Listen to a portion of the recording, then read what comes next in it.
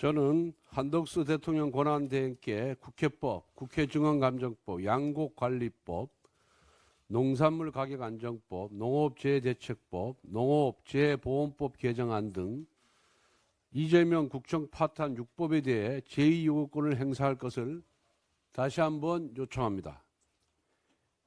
이재명 국정 파탄 6법에 대해 지난 11월 29일 전임 추경호 원내대표가 윤석열 대통령에게 제2요구권 행사를 요청하였고, 지난 13일에는 제가 또다시 제2요구권 행사를 요청했습니다.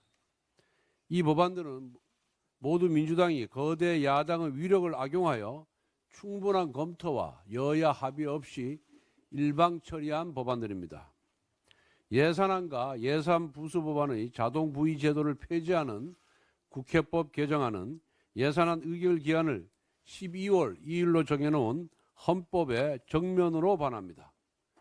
그리고 나머지 5개 법안 모두 위헌 소지가 높고 법질서 전반에 혼란을 가져오며 막대한 국가재정 부담을 초래할 법안들입니다. 여기에 제2요구권을 행사하는 것은 대통령 권한대행의 당연한 책무입니다. 민주당은 이 국정 파탄 6법에 대한 대통령 제2요구권 행사를 계속 반대해 왔습니다. 민주당이 청소 대행을 운운하며 권한 대행의 권한을 따지는 것은 어떻게든 제2요구권 행사를 막기 위한 얄팍한 핑계에 불과합니다. 민주당은 대통령 권한 대행에게 탄핵으로 으름장 놓는 폭력적인 협박 정치를 당장 중단하길 바랍니다. 대통령 권한 대행의 권한 행사를 야당 마음대로 정할 수 있다는 오만한 발상을 버릴 것을 촉구합니다. 어제 더불어민주당 이재명 대표를 예방했습니다. 백드롭은 물론 발언에서도 국정안정을 거듭 언급했습니다. 저 역시 공감합니다. 그런데 지금 국정안정의 가장 큰 걸림돌이 무엇입니까? 바로 민주당의 탄핵안 무한남발로 인한 정부 기능 마비 사태입니다. 현재 최재해 감사원장, 박성재 법무부 장관 등 총 14건의 탄핵 소추안이 헌법재판소에 계류 중에 있습니다. 여기에 대통령에 대한 탄핵안까지 더해 혼란을 가중시키고 있습니다. 헌법재판소가 14건의 탄핵 소추안을 판결하는데 긴 시간이 필요합니다. 이는 국정 마비 시간이 연장된다는 의미입니다. 탄핵 남발과 국정 안정은 함께 갈 수 없습니다. 정정적인 탄핵 소추안은 처리해 주시기 바랍니다. 아울러 무한 탄핵에 대한 국회 차원의 재발 방지 대책도 필요합니다. 윤석열 정권 출범 이후 민주당은 28건의 탄핵안을 남발했습니다.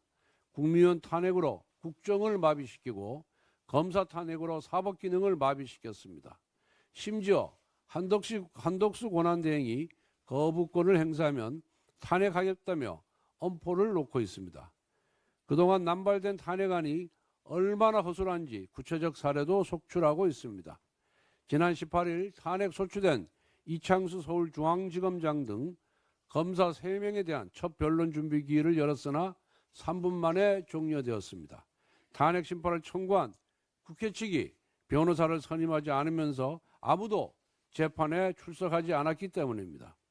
국회에서 통과한 탄핵 소추안이 헌법재판소에서 기각될 경우 그 탄핵안을 발의 표결한 국회의원을 직권남용으로 처벌하는 법안을 여야가 공동으로 발의합시다.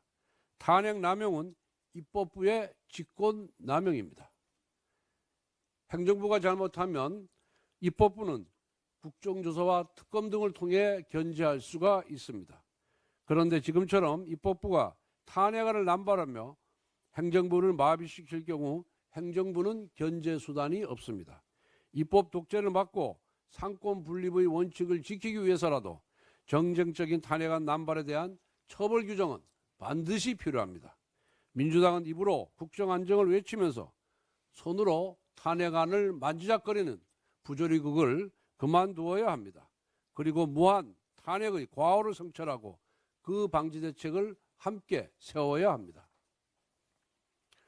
추경호 전 원내대표 재임 중 원내대책회의 동의를 얻어 핵심 국정 현안에 대해 긴밀한 당정 협의를 이어가자는 취지로 정책위원회 산하특위를 구성한 바가 있습니다.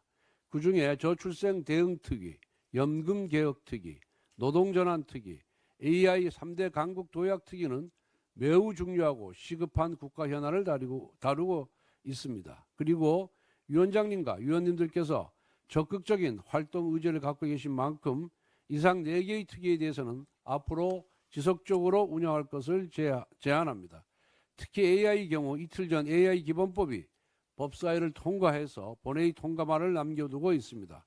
세계에서 두 번째 AI 관련 법안입니다. 우리 당은 22대 국회 1호 법안으로서 AI 기본법 발의에 108명 전원이 동참해 강력한 추진 의지를 밝혔는데 이제 그 결실을 눈앞에 두고 있습니다. 정치적인 불확실성이 높을수록 정치권은 국가의 미래를 생각해야 합니다.